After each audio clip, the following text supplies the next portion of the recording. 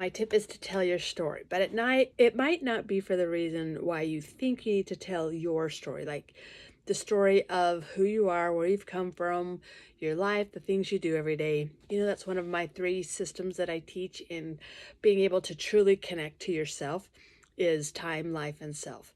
And life is where you connect to how you're spending your time so that you can make the most of the moments that you choose. And part of that is telling your story. It's really important that you tell your story. And yeah, it's important that you share it with other people and like your family later want to know about you and your life. But here's my little tip on why it might be important for a different reason. Mr. Rogers said that there isn't anyone you couldn't learn to love once you've heard their story. Here's my tip on that. My little take is that what if you told your story in order to learn to love yourself more? Like, I've turned that question on myself.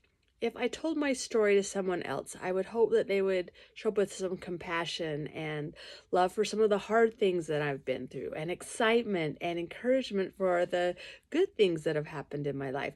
So, do I do that for myself? When something goes well, do I give myself some praise? When something's hard, do I encourage myself? Do I acknowledge when I've made it through something hard and encourage myself to keep going? Do you see what I mean? Could I love myself more by telling my story because I'm learning to love who's telling the story?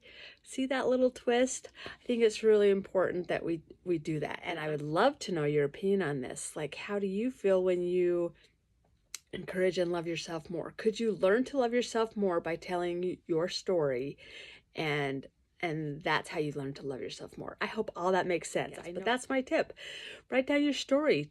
Write down the things that you're going through, and then make sure that you're encouraging and loving yourself in the process.